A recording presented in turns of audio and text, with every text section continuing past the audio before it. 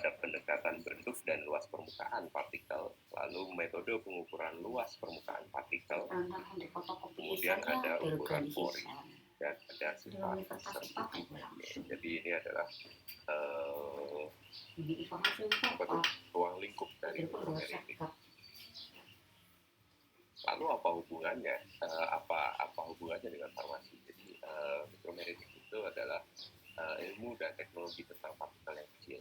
Hubungannya adalah ukuran partikel nantinya akan menyatakan atau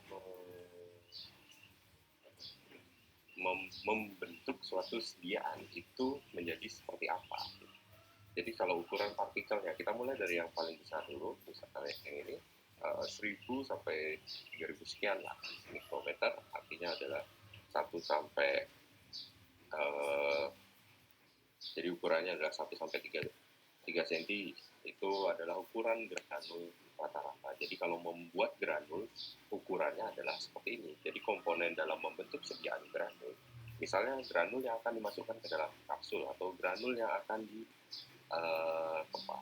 kempah menjadi sebuah tablet gitu. Itu ukuran granulnya rata-rata adalah 1 sampai 3000 sekian mikro, 1 sampai 3 sentimeter, milimeter maksud saya. Oke. Jadi saya salah ya, ini mikrometer, jadi ini adalah milimeter. Maaf kalau tadi bilang sentimeter. Jadi ukuran granul rata-rata itu adalah 1 sampai 3 milimeter. Kemudian kalau dinyatakan sebagai serbuk kasar, maka ukurannya adalah sekian. Kemudian kalau serbuk halus, ukurannya adalah sekian. Kemudian kalau kita mau membuat sebuah sediaan yang sifatnya emulsi, rata-rata ukuran partikel yang dibutuhkan untuk membuat sebuah emulsi kasar atau suspensi terpolipasi itu adalah 10 sampai 50 mikrometer. Jadi ukuran ini adalah ukuran yang belum cukup untuk membuat suspensi yang tahan, yang terdispersi molekuler, dan belum cukup untuk membentuk suatu emulsi yang halus. Jika kita menginginkan, maka diperlukan pengecilan ukuran partikel lagi. Itulah alasannya kenapa mikromeritik ini menjadi penting. Jadi distribusi ukuran partikel, nantinya dari sebuah sediaan akan menentukan sukses tidaknya suatu sediaan itu terbentuk. Kalau kita ingat lagi, yang namanya suspensi adalah suatu sediaan dengan butiran partikel yang terdispersi secara molekuler. Dia tidak larut, tapi dia terdistribusi secara homogen ya, secara molekuler. Jadi ukurannya harus kecil. Lalu bagaimana caranya mendapatkan ukuran partikel yang kecil ini? Ada cara, kalau secara teknis ya, teknologi untuk mengecilkan ukuran partikel itu ada banyak pendekatan. Cuma yang perlu kita ketahui adalah bagaimana kita bisa tahu ukuran partikelnya itu seragam. Karena dia tidak mungkin diayak. Kalau dia masih dalam bentuk serbuk, maka kita masih mungkin melakukan pengecilan ukuran partikel dan pemisahannya dengan menggunakan air. Oke, saya lanjut dulu. Jadi dari pendahuluan tersebut, aplikasi mikromeritik ini adalah berkaitan dengan sifat fisika, kimia, dan farmakologis obat. Kita ceritakan tadi bahwa ukuran partikel ini nantinya akan membentuk suatu sediaan tertentu, sehingga farmakologis obatnya akan berbeda, sifat fisikokimianya akan berbeda. Distribusi ukuran partikel berapa yang diperlukan untuk membuat sebuah larutan yang bertahan berapa lama ketika tidak digunakan. Kemudian label cocok dahulu sebelum digunakan. Itu datanya dari mana? Dari ukuran partikel ini. Kalau misalnya dia tidak campur, ukurannya tidak bisa bertahan dalam bentuk terdispersi molekuler dalam waktu yang lama, atau tidak stabil, maka mungkin salah satu penyebabnya adalah ukuran partikelnya yang tidak seragam. Berikutnya, mikromeritik ini juga berkaitan dengan pelepas pesan obat dan sediaan. bayangkan deh kalau sebuah matriks tablet misalnya, kemudian ada materi obatnya, pelepasan obatnya. Oke.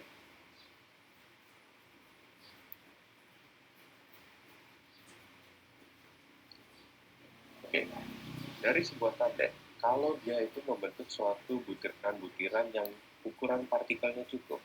Jadi ketika kita zoom sebuah area, maka dia bentuknya mungkin tidak bulat sempurna, tapi adalah bulat yang memiliki rongga permukaan. Sehingga semakin tinggi luas permukaannya, maka semakin mudah air masuk.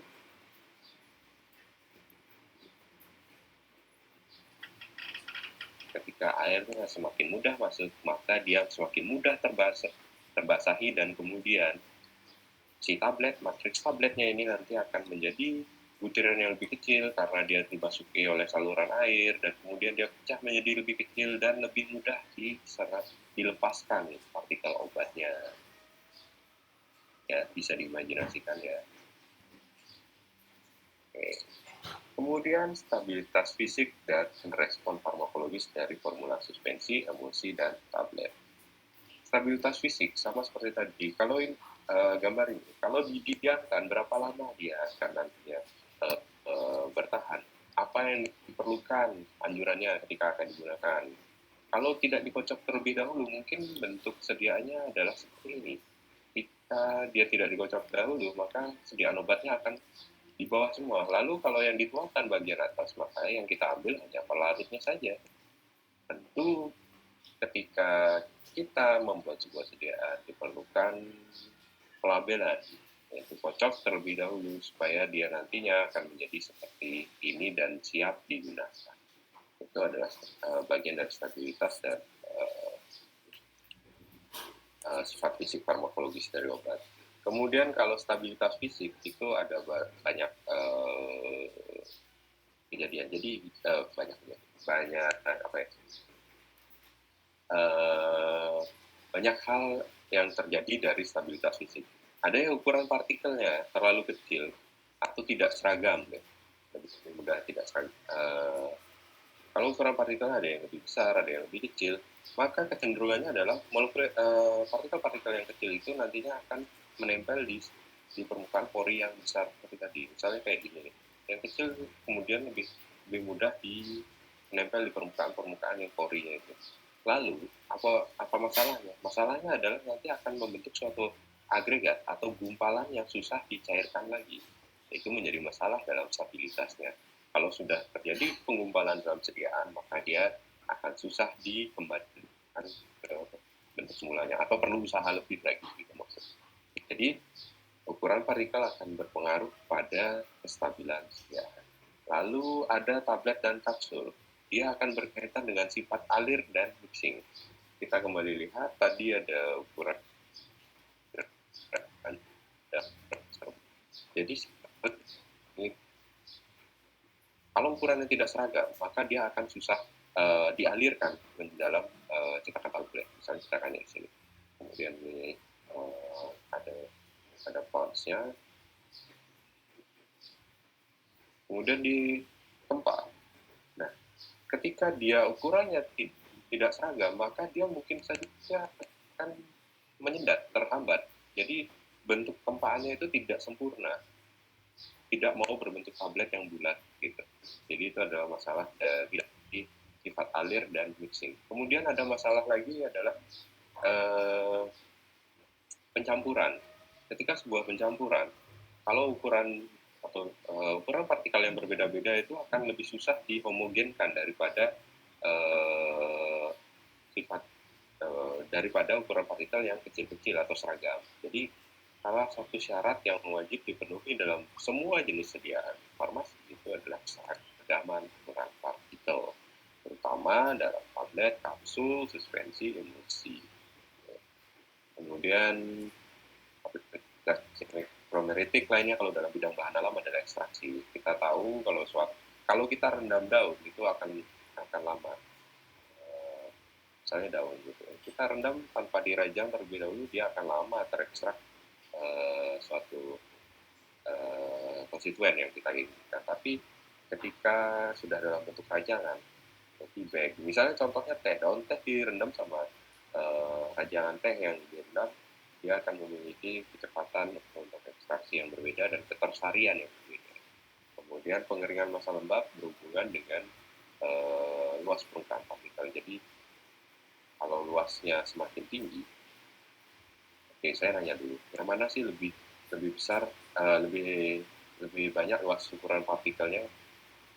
Kalau partikelnya kecil atau partikelnya besar? Partikelnya kecil. Partikelnya kecil lebih kecil, Pak. Kecil. Ya, Kecil. ya. Nah, benar. Jadi ketika ukuran partikel kecil, flow kecil itu nantinya akan memiliki garis pantai yang lebih besar. Jadi akan lebih banyak, yaitu memiliki kesempatan untuk kena air. Jadi pengeringan massa lembab juga sebaliknya. Ketika ukurannya dia itu lebih kecil,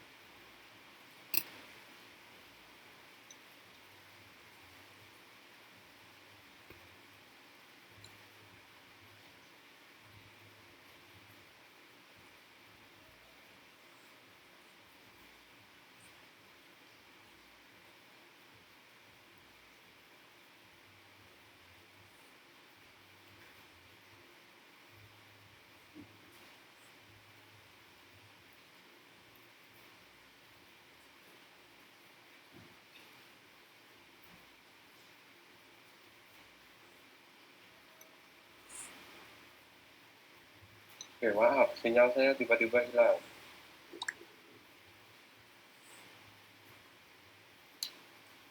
Sudah saya reconnect lagi jadi podcast yang lain.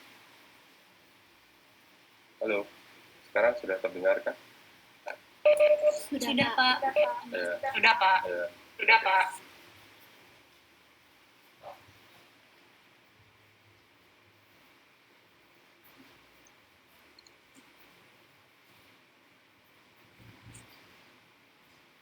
Oke, jadi saya lanjutkan lagi ya. Tadi sudah sampai di pembahasan aplikasi mikroheritik, kemudian kita lanjutkan ke seragaman ukuran partikel. Jadi ini adalah sesuatu yang penting. Jadi dalam suatu sekian. Seragaman ukuran partikel itu dinyatakan dalam nilai indeks polydispersi. Jadi ada yang namanya monodisperse, itu yang satu ukuran. Ini ada yang kita targetkan. Kemudian ada yang polydisperse, tidak satu ukuran, artinya variasinya tinggi. Kemudian ada superdispersi. Nilai indeks polydispersi ini digunakan untuk memperkirakan rentang distribusi ukuran partikel yang ada dalam suatu sampel serta mengetahui ada tidaknya agregasi itu adalah jadi semakin kecil nilai indeks polydispersitas, maka ukuran partikel semakin homogen. Jadi kata kuncinya berikutnya adalah homogenitasnya juga akan semakin bagus ketika nilai indeks polydispersinya semakin kecil. Ukuran partikel yang tidak seragam dapat disebabkan karena kecenderungan partikel untuk beraglomerasi membentuk agregat partikel yang lebih besar. Jadi kalau ukuran partikel yang tidak seragam dapat menyebabkan kecenderungan partikel untuk beraglomerasi membentuk agregat partikel yang lebih besar. Untuk itu, seragaman ukuran partikel ada dua sifat penting dari sifat sampel polydisperse, yaitu adalah bentuk dan luas permukaan partikel serta kisaran ukuran dan berat atau banyak partikel. Kenapa polydisperse yang menjadi concern kita? Karena kalau monodisperse dia tidak akan memberikan suatu masalah ketika dibuat menjadi sekian, tapi jarang sekali ya. Kenapa jarang? Karena ketercampuran itu biasanya tidak akan terjadi kalau suatu sediaan itu hanya satu ukuran.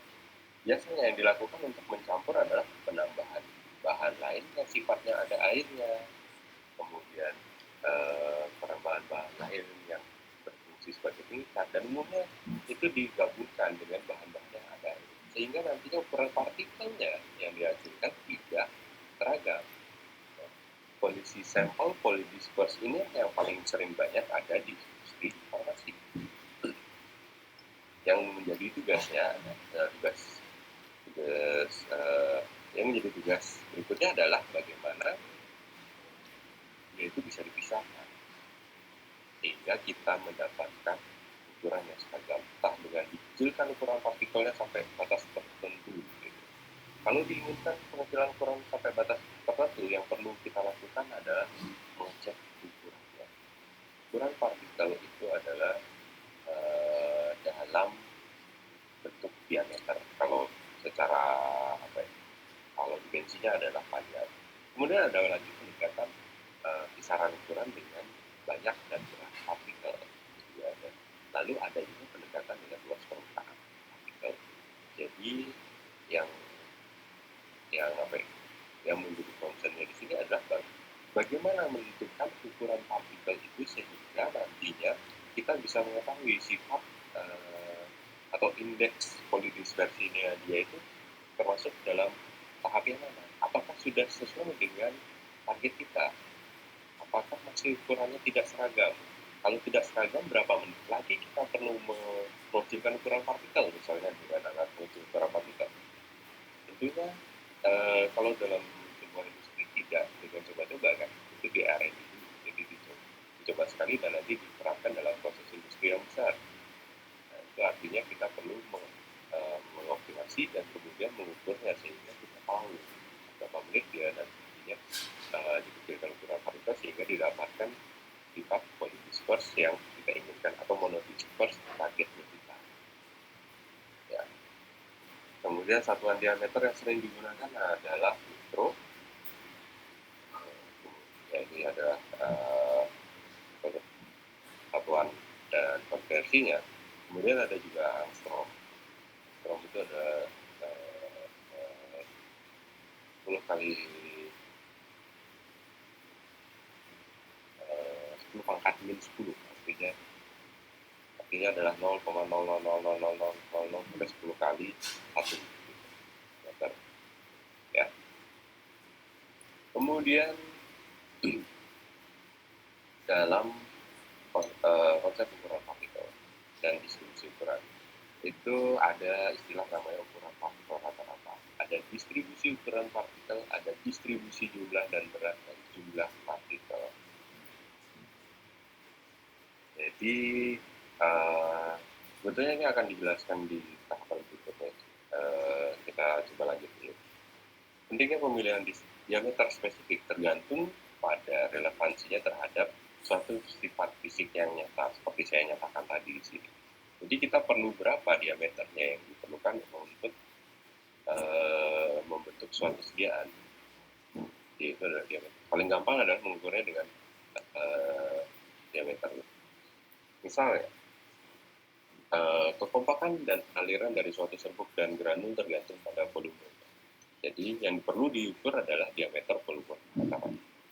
Lalu ada proses penguraian dan absorpsi adalah fungsi luas dari permukaan partikel. Jadi kalau kita mau lihat penguraian dan absorpsi, maka yang perlu kita ketahui adalah luas permukaan partikel. Itu maksudnya. Yang diukur adalah diameter permukaan rata-rata. Saya ulangi lagi yang di sini, kekompakan dan aliran sifat alir dari serbuk. Maka yang perlu diketahui adalah diameter volume rata-rata. Lalu kalau kita mau tahu sedimentasi atau terendapnya yang merupakan sebuah penting dari suspensi. Jadi masalah dari suspensi adalah seberapa cepat dia mengendap.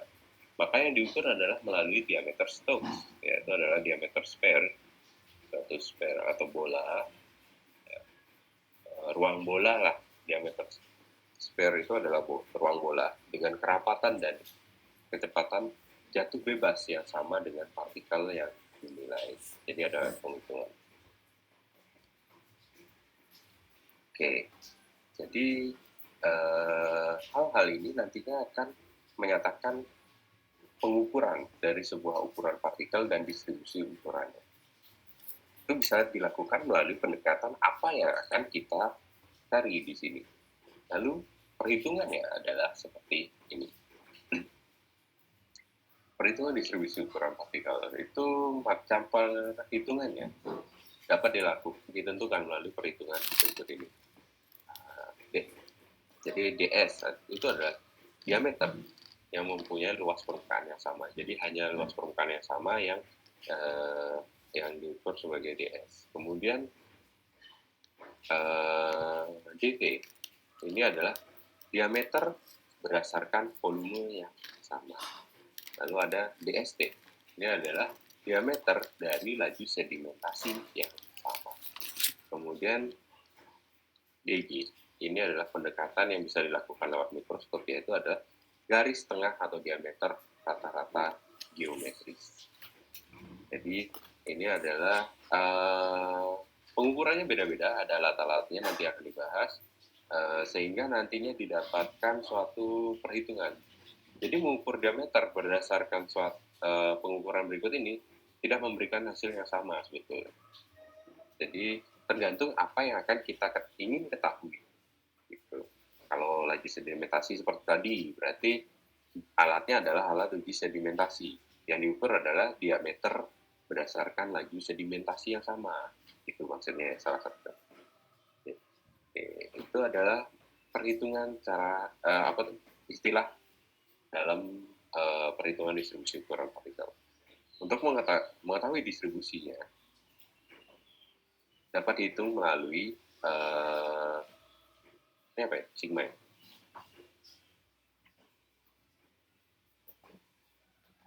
Itu nama apa ya? Delta. Bukan.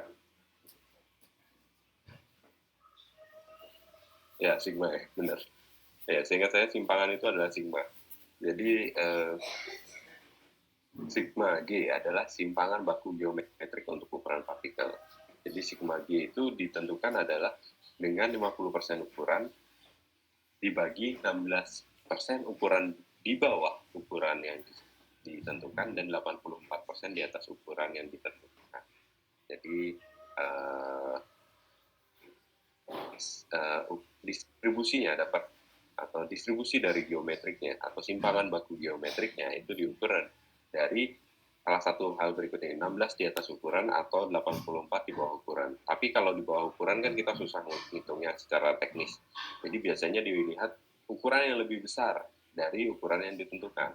Jadi kalau jadi dilihat 16%-nya dibagi dengan 50% ukuran rata-rata. Nanti prakteknya ada.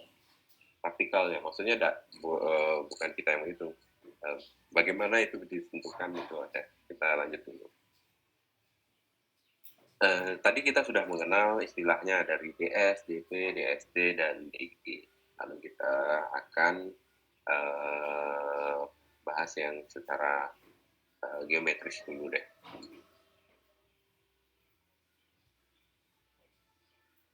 Bagaimana cara menghitung diameter ukuran partikel? Itu ditentukan oleh itu dirumuskan oleh Edmundson. Jadi ukuran partikel rata-rata Edmundson itu dirumuskan dengan rumus berikut ini. Dengan suatu pembilang yang berbeda. Jadi diameter rata-rata itu dapat ditentukan dengan kita mengetahui banyaknya partikel yang kita ukur, dan kemudian ada P dan F sebagai pembilangnya, yaitu adalah P ada sebagai indeks yang dihubungkan dengan ukuran dari partikel tersebut, bisa panjang yang kita ketahui, bisa luas permukaan yang kita ketahui, bisa volume yang kita ketahui. Kemudian yang perlu kita ketahui juga berikutnya adalah indeks frekuensinya. Indeks frekuensinya berapa persennya, jumlahnya. Itu bisa dikategorikan berdasarkan jumlah total partikelnya kah, atau panjangnya kah, atau luas permukaan kah, atau volumenya. Jadi Sebetulnya itu adalah rumus dasarnya adalah ini dari ukuran partikel Hamilton. Cuma ketika dia itu P dan F-nya adalah berbeda, maka dia akan ditabulasikan seperti ini. Jadi misalnya kalau yang ini, P-nya adalah 1, F-nya adalah 0 untuk perhitungan di mana parameter ukuran atau size parameternya itu adalah panjang dan frekuensinya adalah angka atau persentase. Jadi dia itu rumusnya akan menjadi seperti ini. Kenapa? Karena P-nya dimasukin sini 1, kemudian F-nya adalah 0, ini adalah 0, berarti diameternya adalah 0, kemudian 1 per P, 1 per 1 berarti hilang. Jadi rumusnya tinggal seperti ini. Gitu ya. Dan ini diturunkan berikutnya berdasarkan P dan F-nya ini. Nah, jadi sudah ada tabulasinya, ini rumus masing-masing berdasarkan data apa yang kita ketahui. Kalau kita ketahui size parameternya adalah surface, maka dan frekuensi adalah number, maka rumus yang digunakan untuk ukuran partikel rata-rata ini adalah ini. Ya. Kalau kita ketahui volume dan frekuensinya kita ketahui, maka rumus partikelnya adalah seperti itu. Rumus partikel rata-ratanya, ya. Dan seterusnya.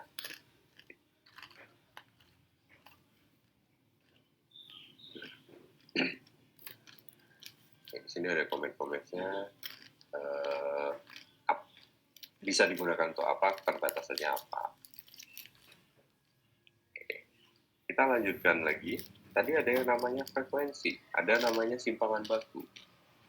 Kalau kita melihat ada yang namanya sebuah kecenderungan di dalam distribusi partikel, di mana partikel size-nya itu akan terdistribusi normal kalau dalam kondisi seperti ini. Jadi 68% itu ada di rata-rata plus 1 sigma. Ya, distribusi normalnya adalah seperti ini. 68%, anggaplah ini 1 sigmanya ya. Ini sigma 0 ya. Ini adalah min 1, yang ini adalah plus 1, dan ini adalah plus 3. Ini adalah minus 3. Secara teoritisnya, distribusi ukuran partikel yang normal adalah 68% adalah di area yang ini. Oke. Kemudian 95,5 itu adalah bentuk yang segini. Dan 99,7 adalah ditambahkan yang sampai sigma 3-nya. Bayang ya? Jadi itu adalah distribusi normal dari ukuran partikel. Dapat dinyatakan normal. Lalu dari konsep ini, nantinya akan menunjukkan suatu hubungan di mana log diameter dibandingkan dengan frekuensi persen kumulatif, itu nanti akan menunjukkan suatu hubungan yang linear. Dan diperoleh dari perhitungan diameter geometrik dan sigma atau distribusi ukuran partikel secara geometrik. Jadi nantinya hubungan linear itu ditabulasikan seperti ini. Nah, dan di sini adalah ada kumulatif persennya, kemudian ini ada range ukurannya. Jadi dalam bentuk distribusi normal, ketika angka yang dimasukkan adalah ringnya seperti ini, diharapkan kumulatif persentasenya adalah seperti ini. Jadi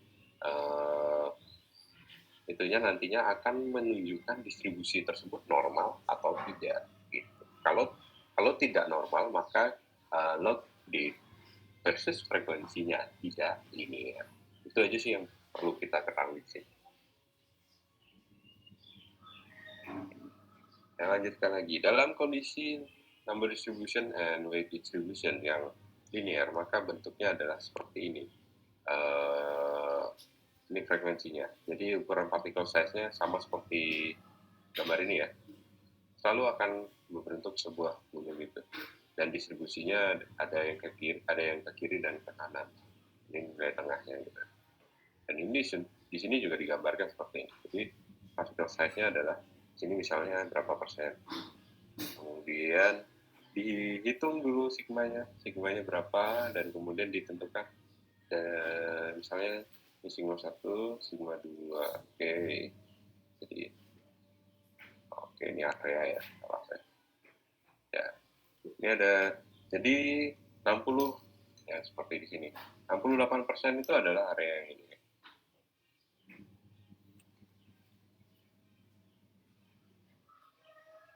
Dan kemudian 95,5% adalah area yang ini.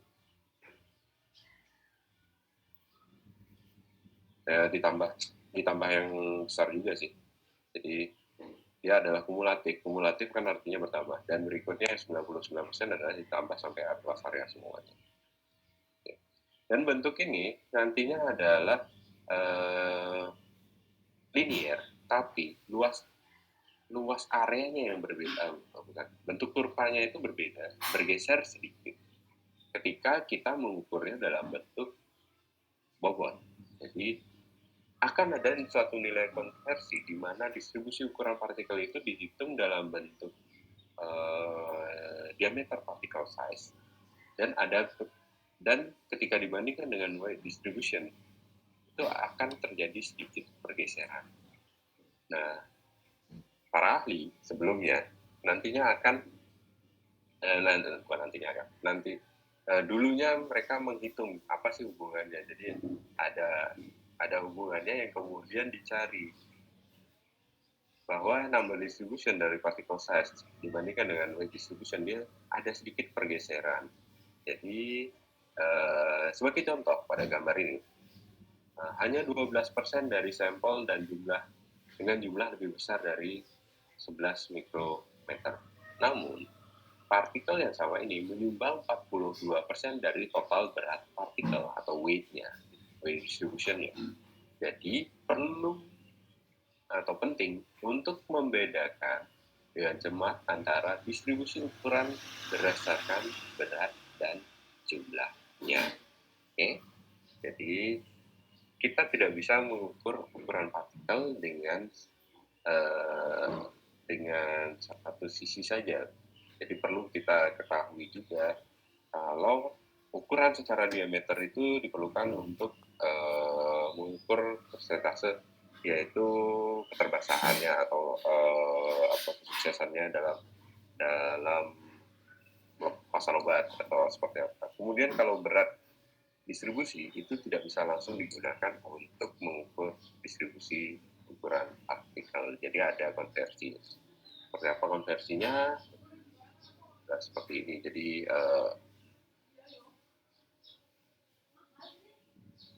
ini bukan ya? Oh ini, ya.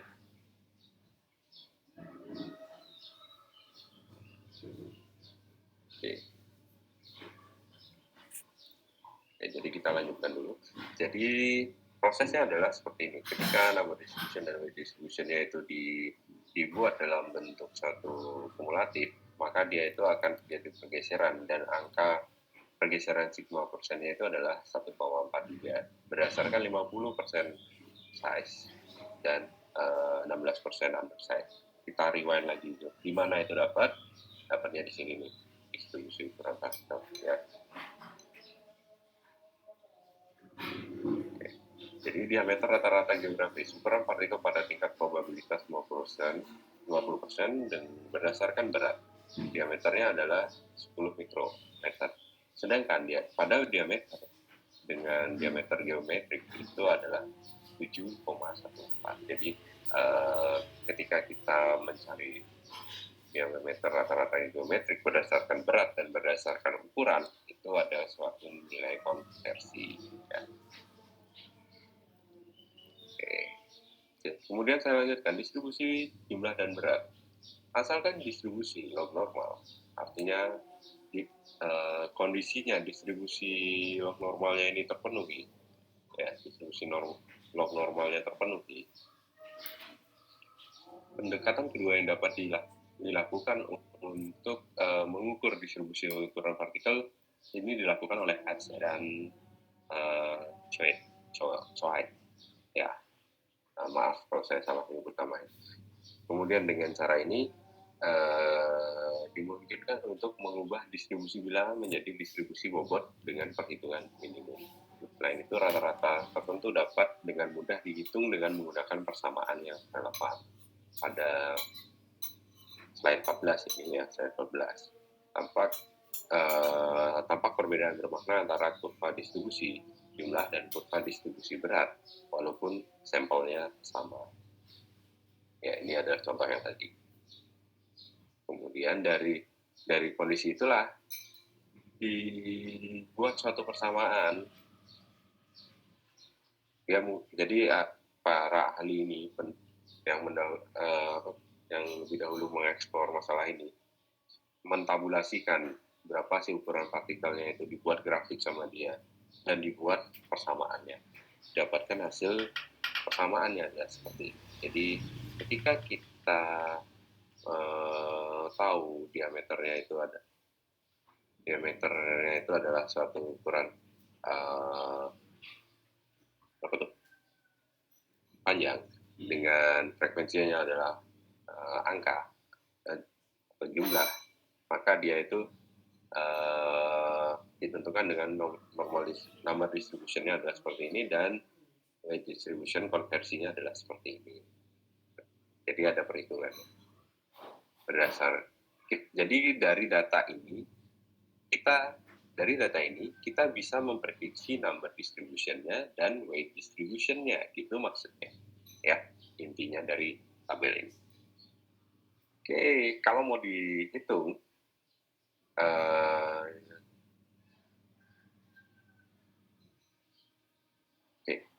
kalau mau dihitung, persamaannya adalah seperti ini. Jadi kita anggap suatu ukuran partikel itu adalah bola dengan volume partikel tunggalnya adalah D3Vn, D pangkat 3, dVn pangkat 3 ya. Sorry, ini ketika kemudian massanya ada massa itu adalah volume kali kerapatan ini ya, dan kemudian karena dia itu adalah bola atau lingkaran, maka ada pengalipinya. Jadi jumlah partikel persatuan berat dinyatakan dalam dVn. Kemudian jumlah partikel satuan berat diperoleh dengan satuan seperti ini perhitungannya. Contoh soalnya langsung. Jadi garis tengah jumlah volume rata-rata dari serbuk. Data tabelnya nggak ada ya, maaf. Adalah nanti saya lengkapi. Adalah 2,41 mikrometer, dan jika kerapatan serbuk adalah 3 gram per sentimeter, berapa jumlah partikel per gramnya. Jadi tinggal dikalikan, dimasukkan saja.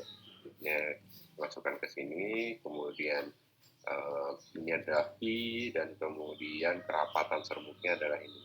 Jadi jumlah partikel per gramnya adalah sekian. Ini adalah rumus yang diturunkan berdasarkan jumlah partikel satuan berat yang jumlah partikel per satuan berat. Gitu. Ini cara menghitungnya. Oke, kita lanjutkan. Metode untuk menentukan ukuran partikel. Jadi itu tadi adalah bagaimana pendekatan kita untuk mengetahui ukuran partikel dan perhitungannya dan konsep teknisnya. Lalu kita lanjutkan ke metode atau instrumen untuk menentukan ukuran partikel. Gimana caranya? Itu banyak metode yang tersedia untuk menentukan ukuran partikel. Hanya yang digunakan dalam praktik farmasi dan merupakan tipikal dari prinsip tertentu yang akan dibahas, yaitu adalah mikroskop optik, kemudian ada pengayaan, ada sedimentasi, ada pengukuran volume partikel. Jadi tidak satu pun dari pengukuran yang benar-benar metode langsung. Jadi tidak dapat langsung diameter atau tidak dapat langsung beratnya, tidak dapat langsung volumenya gitu. Jadi meskipun mikroskop merupakan pengamat langsung melihat partikel yang sebenarnya, hasil yang diperoleh tidak lebih langsung daripada yang dihasilkan dengan metode lain, karena hanya 2 dari 3 dimensi partikel yang biasanya terlihat. Ya kan, kita hanya melihat suatu penampakan seperti ini, kemudian ada suatu partikel misalnya gitu, lalu kita bandingkan dengan suatu ruler atau penggaris penanda garis lah gitu, kita bandingkan atau kita bisa ukur secara dimensi foto berdasarkan foto digital. Jadi ya itu perlu satu kalkulasi lagi untuk mengetahuinya. Kemudian ini baru satu dimensi aja yang tampak, jadi kita tidak bisa kalau terlihat bulat seperti ini, belum, ketika diputar mungkin saja bentuknya lonjong seperti ini kan, ketika diputar ya bisa saja yang tampak bisa seperti ini sebetulnya yang tampak. Jadi kita tidak bisa benar-benar tahu keseragaman bentuk. Kita bisa tahu keseragaman bentuk partikelnya, tapi kita hanya melihatnya dari dimensi saja dan diasumsikan dia itu dalam bentuk yang terlihat saja gitu. Ketika miring juga bisa seperti ini. Jadi banyak bentuk yang bisa teramati sebetulnya, padahal dia adalah sesuatu yang lonjong gitu.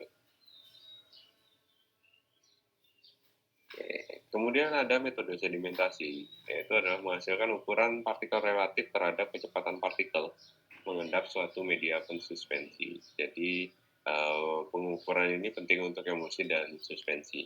Jadi lihat berapa banyak partikel yang nantinya menghasilkan ukuran partikel relatif dalam proses sedimentasi atau pengendapan. Ada alatnya. Lalu ada pengukuran volume partikel berdasarkan alat penghitung Coulter. Jadi nama alatnya adalah Coulter Counter. Memungkinkan seseorang menghitung diameter volume ekuivalen langsung saja. Jadi sebetulnya ada prinsip atau pengukuran partikel itu ada banyak, cuma yang saya ambil 4 aja yang sering digunakan. Sebetulnya bisa dengan banyak cara. Yang lainnya banyak, yang lainnya juga bisa digunakan. Jadi bisa digunakan untuk mengetahui particle size and specific surface analysis. Oke. Jadi di sini ada beberapa cara yang bisa digunakan. Yang ada di lab kita adalah dengan sieving atau pengayakan. Kemudian bisa dengan mikroskop.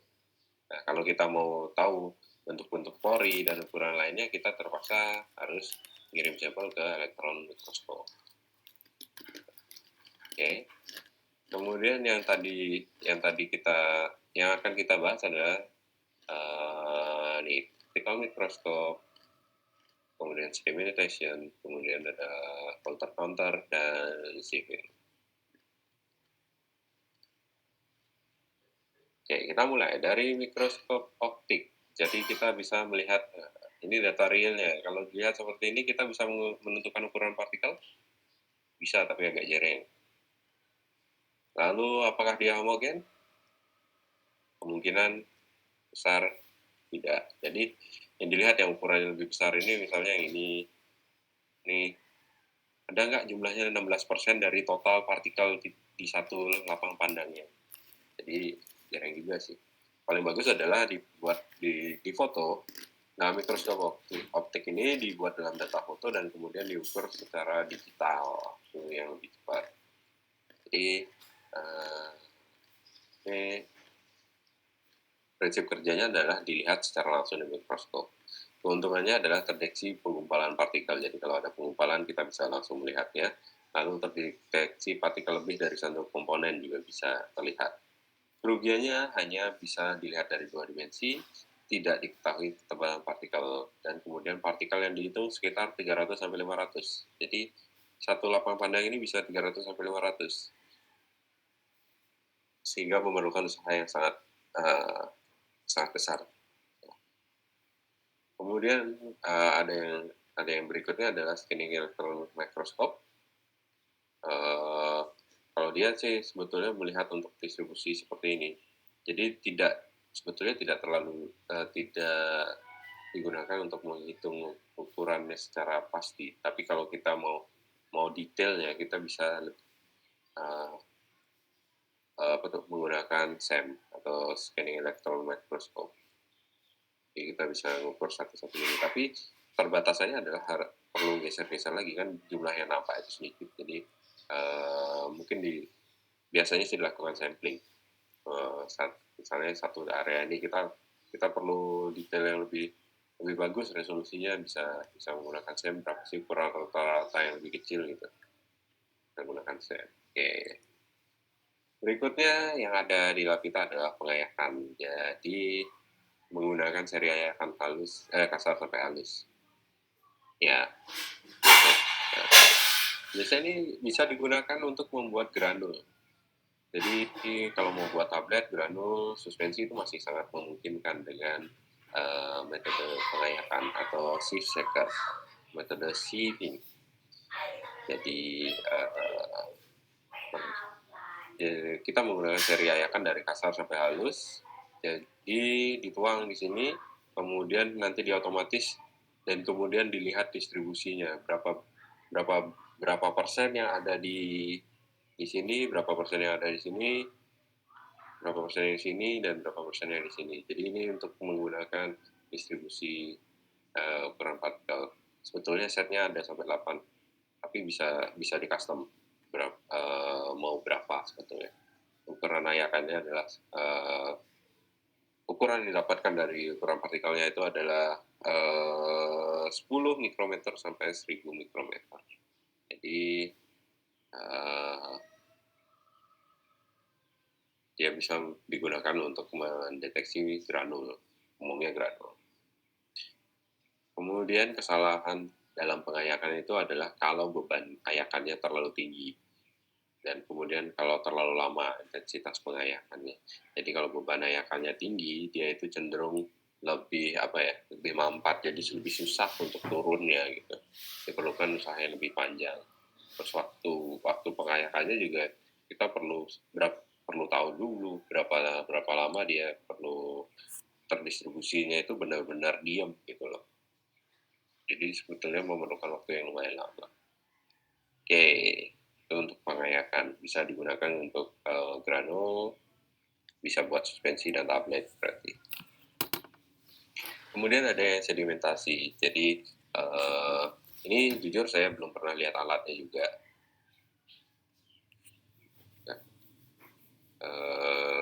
Ya, mungkin ada yang lihat. Oke, suaranya putus-putus ya. Halo, tes 1 2 3 1 2 3 tes 1 2 3 tes. Tidak Pak, aman Pak. Oke, siap. Ya. Jadi untuk sedimentasi, saya imajinasikan juga ya. Semoga imajinasi saya tidak salah. Jadi dia itu ada suatu pipeter, jadi samplingnya di sini ditarik, kemudian nantinya akan ada suatu suspensi yang yang ketambah dan kemudian akan menambah membentuk suatu sedimentasi. Nah, dari proses pembentukan sedimentasinya itu nantinya kita bisa melihat laju sedimentasi partikel berdasarkan hukum Stokes dan bisa ditentukan ukuran partikelnya gitu. Jadi berdasarkan kecepatan atau laju sedimentasi partikelnya, nantinya kita bisa menentukan ukuran partikelnya. Dan kemudian ada syarat khususnya. Jadi konsentrasi suspensinya harus tidak terlalu pekat, karena kalau terlalu pekat suspensinya, dia itu akan susah teramati dan susah turunnya. Jadi hanya kurang dari 2%. Alatnya adalah pipet Andreasen. Kalau ingin tahu lagi, kita belum pernah pakai sih. Kalau saya maksudnya, bukan kita. Saya belum pernah pakai, jadi saya bisa memberikan informasi segitu aja dulu. Kalau mau tahu mungkin bisa lewat di YouTube, pasti ada sih bagaimana cara penggunaan. Oke, sementara itu dulu informasi untuk sedimentasi, dan ini ada cara menghitungnya. Oke, alatnya saja saya tidak pernah tahu, jadi ini juga sama, saya ngambilnya dari sebuah buku, textbook. Jadi ini adalah cara menghitungnya. Calculate the Stokes diameter of the zinc oxide powder. Jadi ada sebuah kasus yang diceritanya seperti ini. Ya tinggal masukin aja sih sebetulnya rumusnya. Cuma karena saya belum pernah menggunakan, kita imajinasikan seperti ini. Jadi datanya ini adalah laju dari pengendapan, A itu adalah jarak dari tempat jatuhnya dalam waktu tertentu, dan DST-nya ini adalah diameter dari partikelnya berdasarkan diameter Stokes. Oke, itu dirumuskan dengan bentuk seperti ini. Jadi datanya kan sudah tahu semua ya. Maksudnya sudah kita ketahui. Jadi kalau gravitasi juga kita sudah tahu kan, 981. Oke, kemudian tinggal masukin lah waktunya berapa di sini. Oh nggak ada, jadi itu gravitasi waktu.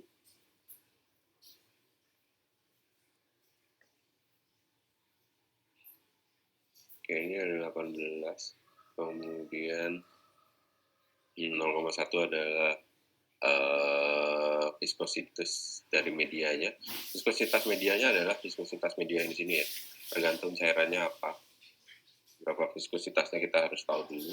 Viskositas nanti juga akan dibahas di topik yang lain dalam perkuliahan ini. Apa itu viskositas? Kalau bahasa gampangnya adalah kekentalan. Jadi semakin kental, semakin susah dia tersedimentasi. Jadi dia menentukan dalam laju penurunan laju turunnya endapan. Gitu. Okay. Ya ini cari-cari ya. Malah saya jelasin, malah saya mencari-carinya di sini. Ya, sepertinya mudah sih. Oke. Lalu berikutnya adalah alat Coulter counter. Coulter counter. Oke. Dia ini adalah pengukuran volume partikel berdasarkan tegangan atau arus listrik. Jadi prinsip kerjanya adalah suatu partikel yang dilewatkan pada electron solution. Jadi ada suatu tegangan. Nanti ketika ada partikel, nanti akan ada suatu hambatan. Suatu hambatan terhadap tegangan arus listrik tersebut. Salah saya. Ini di sini partikelnya. Nah, kalau ada partikel akan ada hambatan dari kutub positif ke kutub negatifnya. Oke. Jadi dari sini bisa diukur suatu perubahan resistensi, jadi perubahan hambatan yang terkait dengan volume partikel. Yang nantinya akan, ingat ya, yang kita ukur sini adalah volume partikel. Oke. Yang nantinya akan menyebabkan impuls tegangan yang diperkuat itu jadinya berkurang. Kalau ada yang menghambat kan berarti hambatan semakin tinggi, tegangannya akan turun, dan kemudian nantinya dia akan diamplifikasi menjadi sebuah data pulse rate. Jadi dia itu kayak data berapa sih angkanya, tegangannya berapa, dan nanti akan dikalkulasi menjadi volume ukuran partikel ya. Jadi untuk mencari data volume ukuran partikel digunakan alat ini. Oke, lalu kita lanjutkan. Dari pengukuran ini yang terbatas itu adalah ada masalahnya lagi, yaitu adalah bentuk partikel dan luas permukaan. Ini kan tidak bisa diukur dengan alat-alat tersebut. Nah, jadi kita kan hanya bisa mengukur berdasarkan sesuatu yang tampak kalau misalnya mikroskop. Kemudian volumenya saja.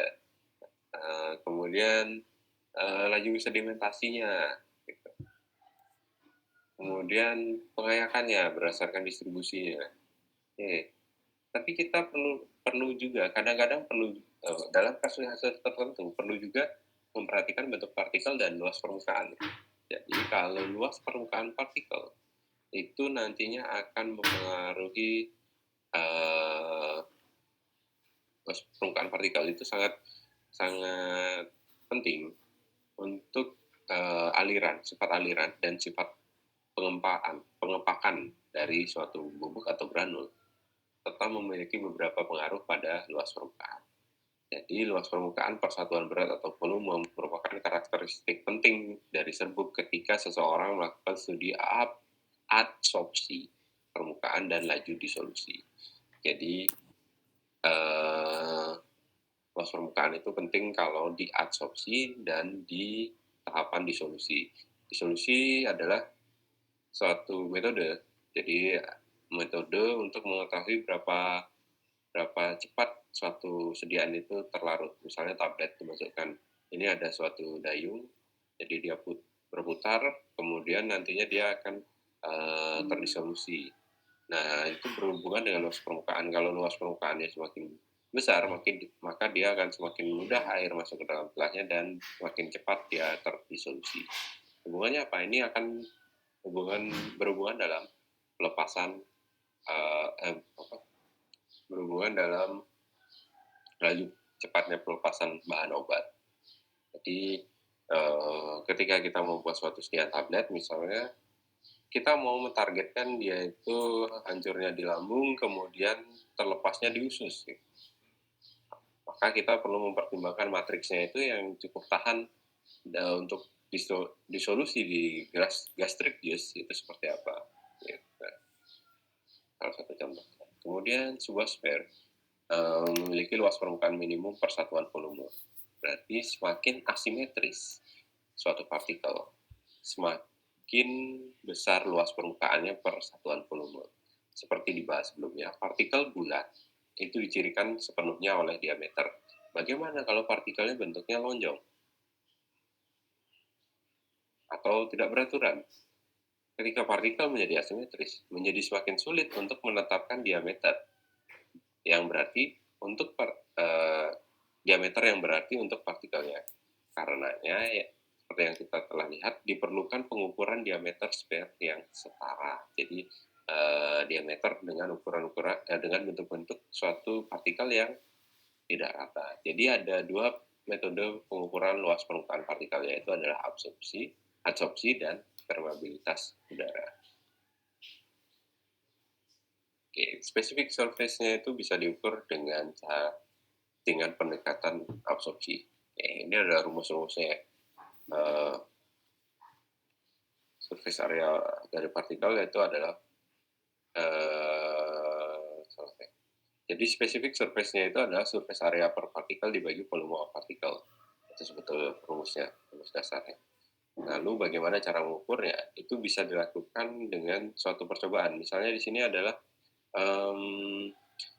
dengan menggunakan volume gas nitrogen yang diabsorpsikan ke dalam serbuk. Jadi dia itu akan ada suatu nilai di mana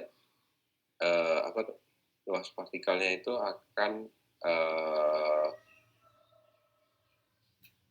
akan meningkat seiring dengan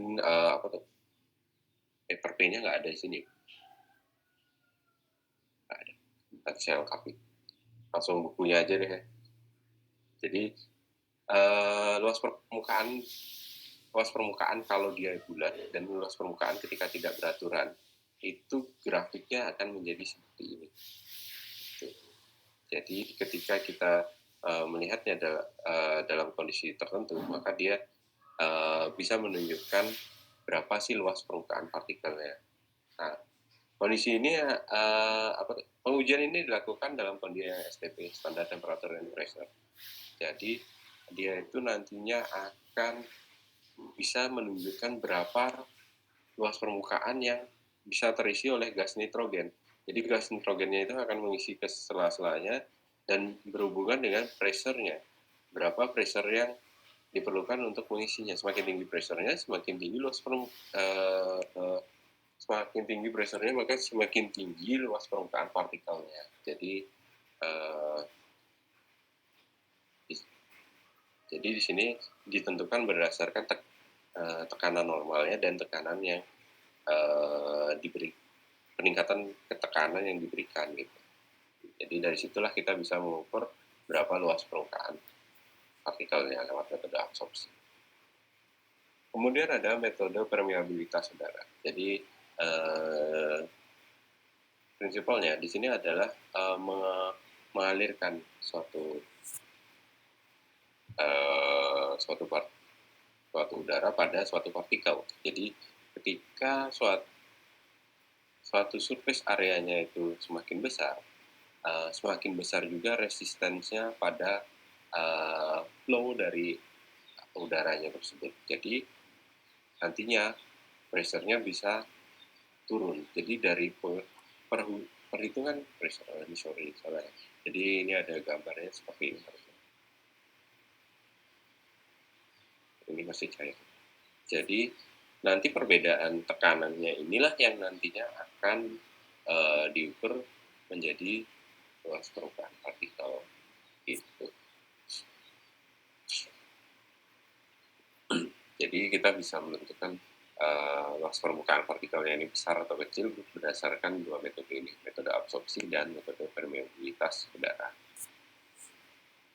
Oke, kemudian ada ukuran pori. Bahan dengan luas spesifik yang tinggi mungkin memiliki retakan dan pori yang menyerap gas dan uap seperti air ke dalam celahnya.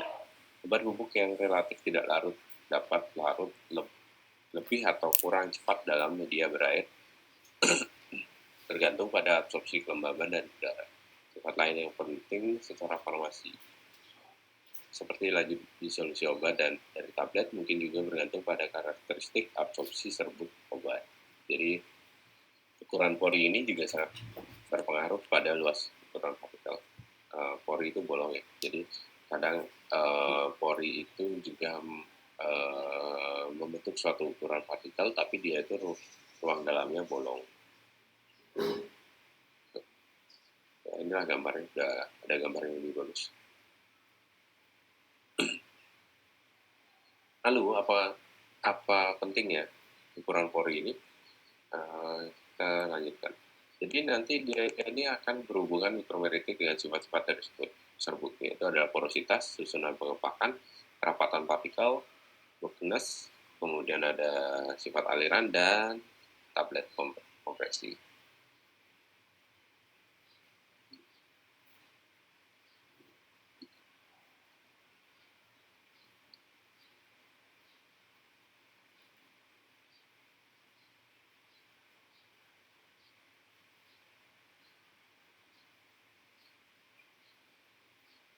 Oke, menyambung di sini ukuran pori.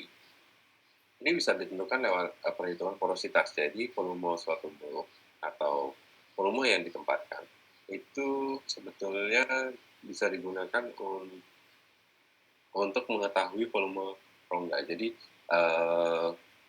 bisa diukur dengan cara menambahkan suatu benda, berapa volume yang ditambahkan untuk mengisi semua kekosongannya ini akan berkaitan dengan langsung dengan volume rongganya. Jadi sebetulnya bisa diukur dengan cara seperti itu. Rumusnya adalah seperti itu. Volume rongga adalah berapa jumlah volume bulk yang ditempatkan dan volume sebenarnya. Gitu. Jadi volume rongganya adalah seperti itu. Oke, itu untuk porositas. Lalu ada susunan pengepakan. Susunan pengepakan ini adalah bagaimana dia itu nantinya bisa terpres. Jadi ada yang namanya rombohedral dan ada yang namanya lossless. Kemudian serbuk dalam praktek. Ini informasinya kurang di sini. Jadi saya tidak bisa memberikan informasi apa-apa di sini. Jadi dia susunan pengepakan, oke, saya ceritakan tentang susunan pengepakan saja. Susunan pengepakan itu nantinya berkaitan dengan serbuk. Jadi kalau susunan pengepakannya bagus, nantinya itu akan dia semakin kompak, sehingga nantinya semakin rapat dia itu bisa terpacking. Jadi hubungannya apa? Ukuran partikelnya semakin kecil, nantinya susunan pengepakannya akan semakin bagus karena dia akan lebih mudah mengisi satu dengan lainnya. Jadi ketika dipres menjadi sebuah sediaan kempa, biasanya tablet sih ya yang kayak gitu. Itu nantinya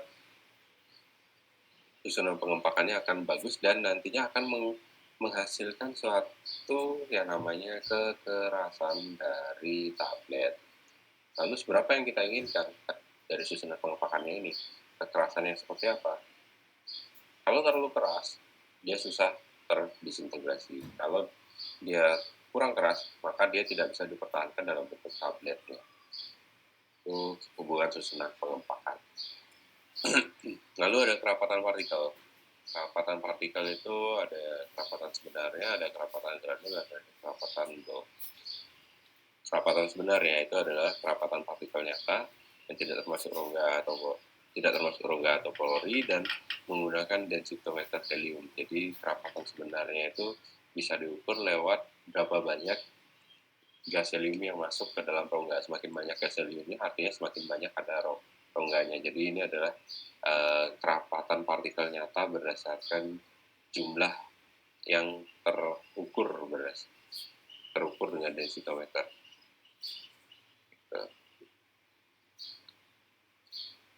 Kemudian ada kerapatan granul dan porositas dalam partikel. Jadi bisa diukur dengan metode pemindahan cairan menggunakan air raksa dengan alat hipnometer. Jadi air raksa itu nantinya akan mengisi ruang kosong dan tidak diabsorpsi ya. Bedanya tidak diabsorpsi. Kalau kerapatan sebenarnya itu diabsorpsi partikelnya. Kalau yang ini air raksa itu tidak diabsorpsi. Kemudian nantinya bisa diukur granul yang dikompresi dengan tekanan tertentu, lalu dihitung dengan volume dan berat tertentunya. Jadi kerapatan granulnya bisa diukur dengan cara ini. Kemudian ada kerapatan Bohr. Jadi di sini ada porositas cerah dan porositas total. Jadi kerapatan Bohr itu lebih concernnya pada suatu kondisi porositas. Jadi ada rongga-rongga di dalam ruang tersebut. Jadi ada kerangkanya saja, tapi ruangnya kosong. Gitu. Jadi kerapatan suatu Bohr tergantung dari distribusi ukuran partikel, bentuk partikel, dan kecenderungan partikel yang melekat satu sama lainnya. Jadi kerapatan Bohr ini bisa diukur. Tujuannya mengukur kerapatan Bohr ini adalah untuk mengetahui seberapa kompaknya. Jadi kalau dia itu cuma kerangka aja, maka kekompakannya biasanya rendah. Nah, kalau kekompakannya rendah, maka dia itu sebetulnya dalamnya kosong, ada udaranya, akan berpengaruh lagi.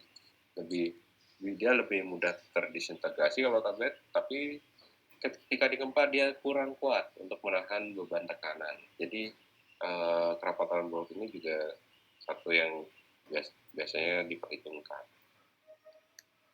Kemudian dari volume spesifik. Jadi ada volume spesifik atau volume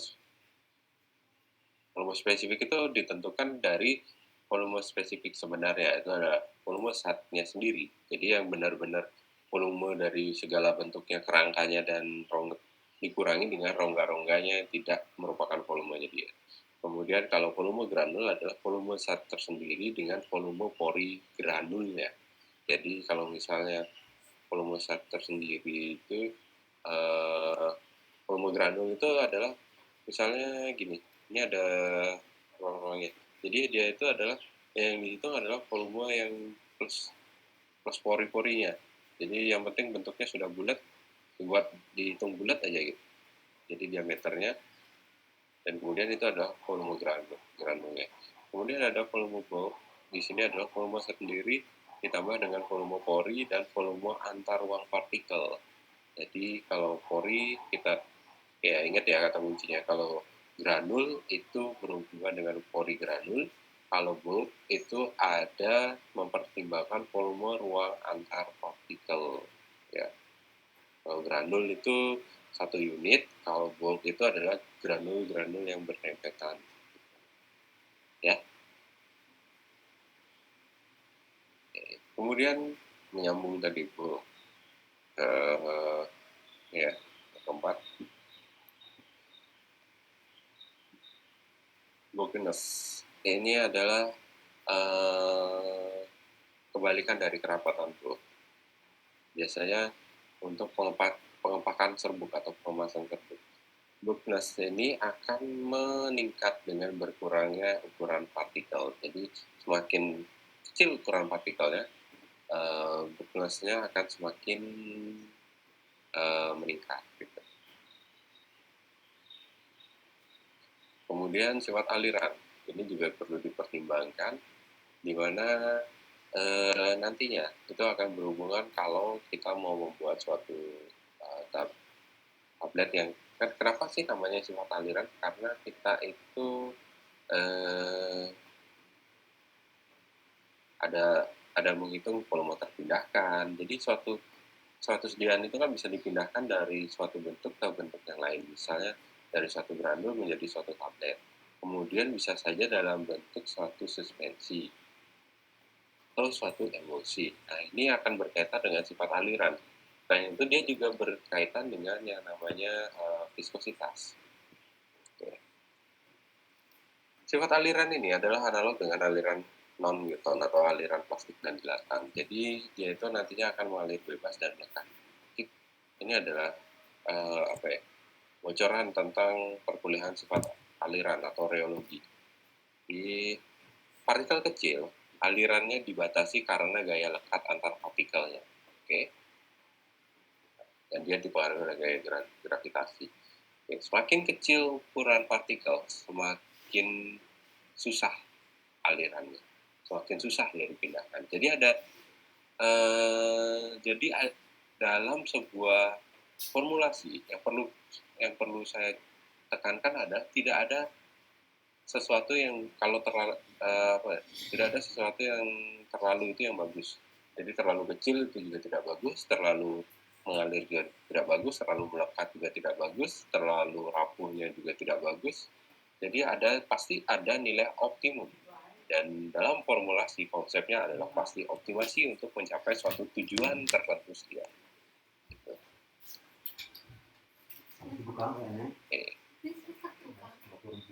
Jadi ada konsep di sini bahwa partikel kecil. Nah, alirannya itu dibatasi dengan gaya lekat partikel sendiri. Lalu aliran di atas dengan menghilangkan fines. Gak ngerti saya. Lalu ada distributivity, yaitu adalah serbuk bebas yang mengalir. Ada istilah stiffness, yaitu adalah kelekatan serbuk. Dan kemudian ada suatu kondisi penambahan glidan, biasanya dalam formulasi. Untuk memperbaiki aliran dari suatu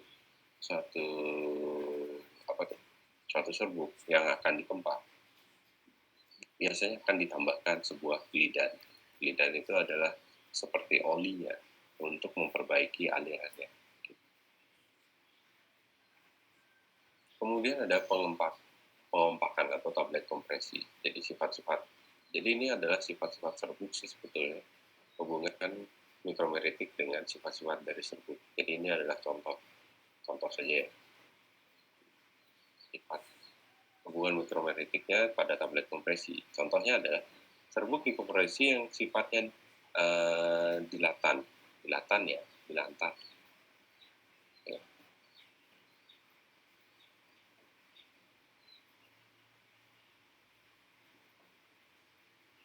Jadi kalau dia itu sifatnya dilantan atau mengembang, dia itu nantinya akan berhubungan dengan perkompakannya. Kalau dia itu nanti besar, maka terkompresinya perlu yang lebih besar. Kemudian ada juga bahan dari sediaan yang sifatnya adalah partikel halus dan berpori yang rusak ketika dikompresi. Jadi kekuatan tablet kompresi itu ditentukan oleh gaya kompresi dan ukuran partikelnya. Jadi ada yang ukuran partikel yang mengembang karena bentuk ukuran partikelnya itu besar, maka dia mengembang. Karena ada celah rongga dan lain sebagainya. Jadi bulkness-nya lebih tinggi. Gitu. Nah, kemudian kekuatan kompresinya ini akan ditentukan kekuatan tabletnya. Jadi dia itu rapuh atau tidak. Itu ditentukan oleh gaya kompresi dan ukuran partikel. Kayak gaya kompresi kita bisa atur di alatnya, tapi kalau ukuran partikel kita harus memikirkannya dari awal, dari bahannya itu dicampurkan. Jadi tidak boleh terlalu renggang. Ini kan terlalu renggang jaraknya. Jadi yang tidak boleh juga terlalu rapat. Kalau terlalu rapat, ya nantinya akan sangat susah terdisintegrasi dan sifat alirannya jadi akan buruk, sehingga dia tidak bisa digempa. Misalnya bentuk ada juga bahan yang tidak bisa digempa. Jadi ketika digempa itu bentuknya nggak mau bentuk seperti cetakan, tapi lebih sudah mengeras sebelum dicetak gitu, sudah kompak sebelum dicetak. Jadi dia tidak membentuk suatu tablet yang baik. Itu adalah contoh hubungan mikromeritik dengan serbu. Oke, cepat-cepat dari serbu. Oke, terima kasih. Itu saja yang bisa saya sampaikan. Semoga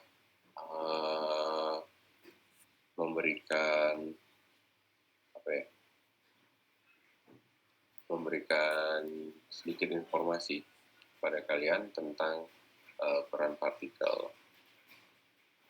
Ya, mungkin ada yang mau ditanyakan atau di-sharing dari masalah mikromeritik ini. Oke, tadi ada beberapa slide yang saya memang tidak punya informasi, nanti akan saya coba lengkapi, baru saya berikan atau saya upload ke Oase ya, sehingga kalian lebih bisa memahami. Ya. Beserta buku textbooknya. Oke, izin bertanya, metode absorpsi bila oke. Ada pertanyaan dari 2062 pada Tresia. Izin bertanya saat menjelaskan metode absorpsi bahwa semakin besar tekanannya makin tinggi luas permukaannya, tapi pada metode permeabilitas udara makin besar surface area-nya makin besar resisten dari flow udara sehingga tekanannya menurun. Oke. Oke, terima kasih. Saya jawab satu persatu dulu ya. Oke, yang tadi itu adalah absorpsi. Absorpsi itu adalah, sebentar, mana itu metode absorpsi? Oke, pada metode absorpsi ini adalah ketika gasnya diberikan langsung. Jadi ketika gasnya diberikan langsung, tekanan gasnya sebentar ini. Ya. Jadi di metode absorpsi ini tekanan gasnya berkaitan langsung dengan ukuran porinya. Sedangkan kalau di sini, dia itu berhubungan dengan tekanan dari si cairan. Jadi permeabilitas udaranya itu nantinya akan memberikan suatu perbedaan tekanan dari permeabilitas udara. Jadi semakin tinggi, makin besar resistensi, semakin banyak ukuran partikel ya, maka flow tekanan udaranya kan menurun tuh. Nah, kalau menurun artinya kan semakin sedikit udaranya yang nyampe ke sini. Nah, kalau semakin sedikit ukuran tekanan udaranya yang sampai sini, maka jarak tingginya dari cairan itu. Pernah lihat ya pipa yang bentuknya kayak gini ya. Nah, misalnya kalau di sini berikan tekanan, maka yang di sini naik gitu. Nah, kalau di sini diberikan tekanan udara, maka yang di sini akan naik, ya kan? Nah, dia akan naik ke sini. Nah, kalau dia naik ke sini, artinya tekanannya sini besar. Nah, itu akan terjadi kebalikannya ketika kita memberikan suatu partikel di sini. Partikelnya itu menghambat udaranya memberikan tekanan pada kolomnya ini, sehingga kalau semakin tinggi volume partikelnya, maka tekanannya akan semakin rendah. Itu ya jawabannya ya. Semoga bisa dipahami Ade Tresia sama tadi Pak. Jadi konsep alatnya yang berbeda. Kalau ini konsep alatnya menggunakan, kalau yang metode absorpsi dia itu adalah tekanan secara langsung yang diukur. Jadi tekanan gasnya secara langsung, semakin tinggi pressure-nya semakin banyak luas permukaan partikelnya. Jadi kemudian kalau yang di sini semakin tinggi luas permukaan partikelnya, semakin sedikit udara yang bisa terlewatkan dan nantinya akan semakin kecil tekanannya yang bisa membuat perbedaan tinggi cairan ini yang diukur ya. Oke. Kemudian pertanyaan berikutnya dari 2013 kali ini Pratiwi mengenai waktu yang digunakan saat pengayakan dan faktor apa yang besarnya mempengaruhi pengayakan. Oke. Semoga ada praktikum ya. Semoga bisa masuk lab.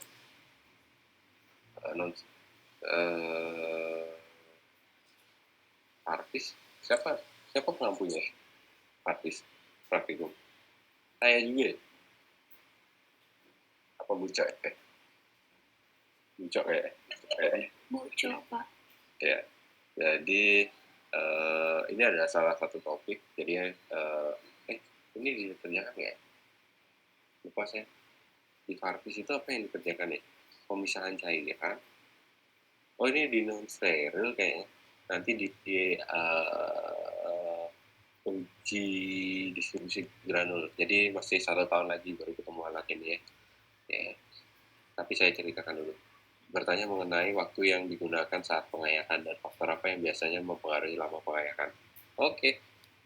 Jadi kalau membuat suatu granul dipastikan kering dulu ya. Ketika granulnya kering, bayangkan ini adalah ayakan ya. Ini ayakan yang rongga-rongganya luas. Pertama rongganya luas. Dulu yang sini luas. Biasanya mes berapa ya gitu. Ya pokoknya yang rongganya lebar-lebar dulu. Rongganya lebar-lebar dulu. Kemudian turun ke bawah semakin sempit. Yang berikutnya semakin sempit, semakin yang paling bawah yang paling sempit, dan kemudian ini adalah penampungnya. Jadi kita harus memilih dulu pengayaknya. Pengayak yang memang bisa mendistribusikan semuanya dengan baik. Jadi perlu dioptimasi. Itu dulu. Kemudian ukurannya kita sesuaikan dengan mesh masing-masing. Jadi kalau kita membuat suatu granul yang kita yakini kita buat adalah ukurannya misalnya adalah 1 mm sampai 10 mm atau 3 mm. Maka kita coba dengan mesh yang bisa menahan 3 mm paling atas, dan kemudian di tengah-tengahnya misalnya 2 mm, kemudian 1 mm. Lalu kembali ke pertanyaannya. Mengenai waktu yang digunakan saat pengayakan itu adalah sangat bergantung dari kesesuaiannya dia melewati ayakan tersebut. Kalau dia melewati ayakannya artinya kalau pemilihan meshnya itu tidak langsung yang paling rapat, itu kan dia akan tersendat, maka tidak akan sampai bawah dan tidak terlihat distribusinya. Maka waktunya juga diperlukan sangat lama. Jadi pemilihan dari masing-masing shift shakernya ini sangat penting. Jadi ini adalah ayakan ya sebetulnya ya. Ayakan yang si jaring-jaring itu. Cuma nantinya otomatiknya dia itu digoncangkan supaya turun gitu. Setelah turun di sini ada berapa jumlahnya, di sini ada berapa di ayakannya yang tertahan, di sini ada berapa yang tertahan, dan di sini ada berapa yang tertahan. Ini perlu waktu untuk dioptimasi. Jadi perlu waktu untuk misalnya 5 menit sudah cukup nggak memberikan distribusi yang serupa. Jadi kalau masih ada perubahan, misalnya ini distribusinya dari masing-masing ayakan gitu. Jadi masing-masing ayakan ini adalah ukuran partikelnya di sini. Kalau dia itu masih tetap tempat yang berubah, bentuknya distribusinya masih berubah setiap waktu, maka dia itu perlu diperpanjang lagi sampai dia itu stagnan. Jadi misalnya setelah 30 menit distribusinya seperti ini, 40 menit masih seperti ini, 50 menit seperti ini. Artinya itu adalah waktu yang cukup untuk melakukan pengayakan secara sempurna dan distribusinya menjadi bagus. Tapi kalau misalnya 20 menit masih seperti ini, kemudian di 10 menit ternyata seperti ini, maka dia perlu suatu kondisi untuk dioptimasi lagi. Begitu ceritanya. Oke, semoga bisa dipahami. Ada pertanyaan lagi kah?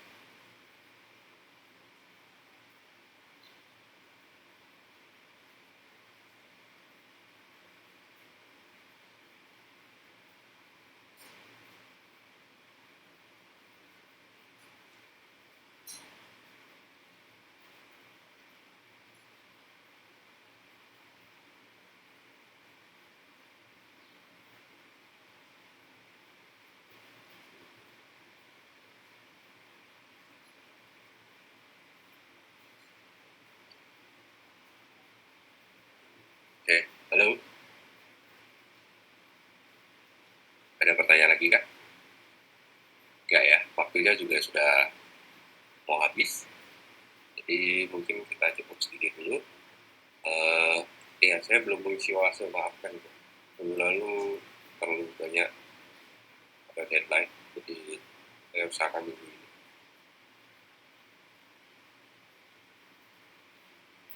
Oke, saya rasa kuliahnya cukup dulu ya. Ada pertanyaan lagi nggak? Nggak ya? Ya, terima kasih atas atensinya, semoga memberi manfaat sharing hari ini.